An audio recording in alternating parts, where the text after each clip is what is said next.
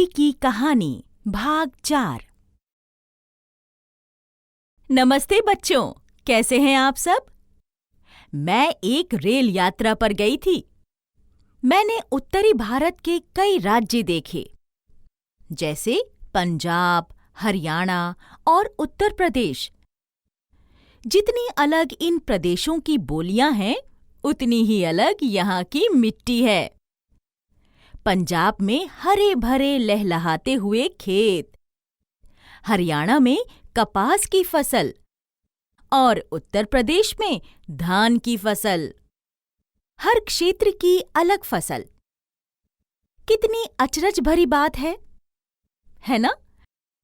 हर प्रदेश में अलग अलग फसल क्यों उगाई जाती है? क्या इसका संबंध वहां की मिट्टी से है? आइए इस वीडियो के पात्र नीलू और मीनू के साथ चलते हैं इस सवाल का जवाब ढूंढने।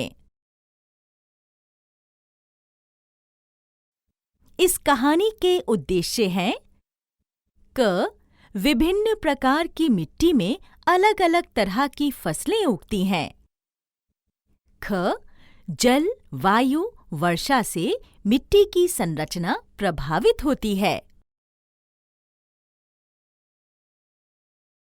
मीनू अपनी दादी माँ के गांव से कल लौट कर आई थी।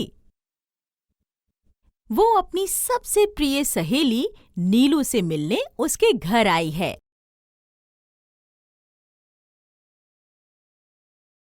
कैसी हो मीनू? कब आई तुम अपनी दीदी के गांव से? मैं कल लौट कर आई नीलू। सुना था कि वहां बाढ़ आई थी। हाँ नीलू, पर कुछ नुकसान नहीं हुआ। ज्यादा वर्षा के कारण नदी का स्तर बढ़ गया था। पर पता है नीलू, नदी के तेज बहाव की वजह से आसपास की सारी मिट्टी बह गई। दादी बता रही थीं कि नदी के किनारे की मिट्टी बहुत उपजाऊ होती है। हाँ, सच में मीनू, नदी के किनारे कितनी हरी सब्जियां उगती हैं। नदी किनारे की मिट्टी कितनी गीली और चिपचिपी होती है, पर हमारे आसपास की मिट्टी रेतीली लगती है। पर इसकी वजह क्या है?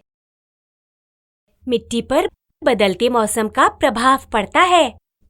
जैसे कम वर्षा होने से मिट्टी सूख सी जाती है ना? दादी ने कहा था कि नदी के पानी के तेज बहाव के कारण मिट्टी पानी के साथ बहकर नदी के किनारे इकट्ठी हो जाती है। मीनू, मुझे एक विचार आया है। चल इस प्रश्न को लेकर एक प्रयोग करते हैं। कैसे प्रयोग नीलू?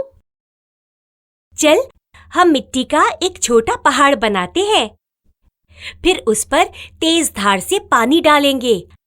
हमने पढ़ा था कि नदियां पहाड़ी क्षेत्र से मैदानी क्षेत्र की तरफ बहती हैं।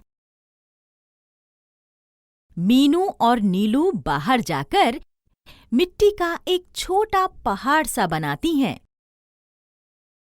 चल मीनू, अब हम इस पहाड़ के ऊपर से ये पानी डालते हैं। देख नीलू, यह पानी ऊपर से सारी मिट्टी अपने साथ बहा ले जा रहा है। चल थोड़ी प्रतीक्षा करते हैं। देख मीनू, अब वो जो पानी के साथ मिट्टी बहकर आई थी, वो यहाँ नीचे पानी के पास जमा हो गई है। अरे हाँ, ऐसे ही नदी के पानी के तेज बहाव के कारण नदी के पानी के साथ आई हुई मिट्टी नदी के किनारे पर इकट्ठी हो जाती है और नदी किनारे सारे क्षेत्रों से गुजरती है। तो नदी का पानी अपने साथ हर जगह की कुछ मिट्टी अपने साथ लेकर आता होगा। देखा, इसीलिए एक नदी के किनारे की मिट्टी इतनी उपजाऊ होती है। चल नीलू, माँ ने फल लाने को कहा था, बाजार चलते हैं।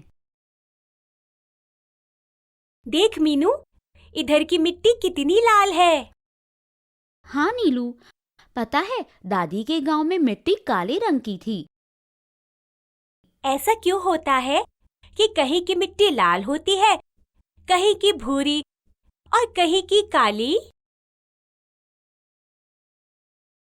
पास ही एक खेत में एक किसान काम कर रहा था, जिसने उनकी बातें सुनी। बच्चों, मिट्टी में कई खनिज पदार्थ होते हैं, जैसे लौह आदि, और इन पदार्थों की वजह से मिट्टी का रंग अलग होता है। हमारे गांव की मिट्टी में लोहे की मात्रा ज्यादा होने की वजह से वह लाल रंग की है। अच्छा काका, हमने मिट्टी के अलग प्रकार के बारे में तो पढ़ा था, पर खनिज पदार्थों का उसके रंग पर असर होता है, यह नहीं पता था।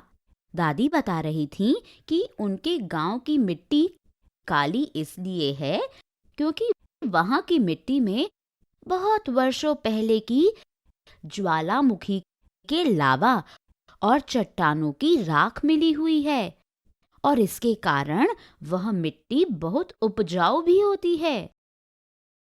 ये तो बहुत अनोखी बात है। मुझे तो और जानने की इच्छा हो रही है मीनू। चल फल लेते हैं, फिर पुस्तकालय से किताब लेकर विस्तार से पढ़ते हैं।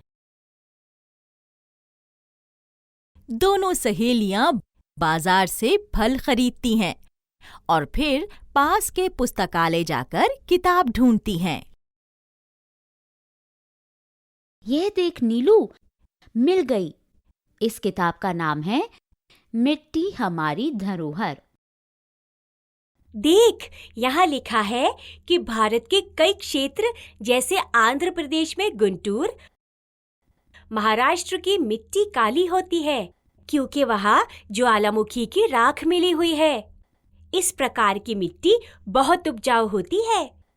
इस तरह की मिट्टी में अनानास, कपास और नींबू उगता है। काका ने बताया था कि खनिज पदार्थों की वजह से मिट्टी का लाल रंग होता है और ज्वालामुखी की राख की वजह से काला होता है। इसका मतलब है कि भिन्न भिन्न तरह की मिट्टी अलग अलग तरह की फसलों के लिए उपयुक्त है।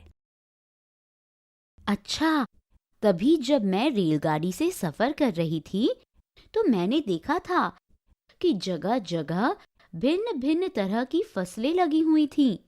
कहीं गेहूं उग रहा था तो कहीं कपास। तो इसका मतलब है कि अलग तरह की फसलों के लिए अलग तरह की मिट्टी की आवश्यकता होती है। चल मीनू, घर जाकर एक सूची बनाते हैं कि कौन सी मिट्टी किस फसल के लिए उपयुक्त है। फिर कल टीचर जी को दिखाएंगे। दोनों सहेलियां घर पहुंचकर एक सूची बनाती हैं। दोस्तों, आप भी एक सूची बनाइए। देख नीलू, यह जो फल मैंने खरीदे हैं वे सारे अलग अलग क्षेत्रों में उगते हैं। हाँ, मैं ठंडे प्रदेश हिमाचल प्रदेश में उगता हूँ।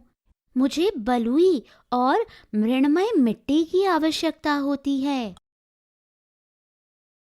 और बच्चों, मैं ऐसे क्षेत्र में उगता हूँ जहाँ सूर्य का प्रकाश और नमी दोनों हो, जैसे आंध्र प्रदेश, महाराष्ट्र आदि। मुझे मृणमय मिट्टी और बलुई के मिश्रण की आवश्यकता होती है। मीनू, तो क्या बाढ़ का आना या ज्वालामुखी का फटना, इन सब बातों का असर मिट्टी के उपजाऊपन पर होता है? कल जब टीचर जी को ये सूची दिखाएंगे तो उनसे इस सवाल का जवाब भी अवश्य पूछेंगे। तो बच्चों, देखा आपने कि अलग तरह की मिट्टी जैसे मृणमय और दोमटी मिट्टी, लाल और काली मिट्टी गेहूं और चने की फसलों के लिए उपयुक्त हैं। वैसे ही भिन्न भिन्न फसलों के लिए सही प्रकार की मिट्टी का होना आवश्यक है। अब मुझे भी मेरे सवाल का जवाब मिल गया कि मिट्टी के विभिन्न प्रकार के अनुसार किसान उसमें फसल उगाते हैं। तो बच्चों, अब हम जल्द मिलते हैं अपने अगले वीडियो के साथ।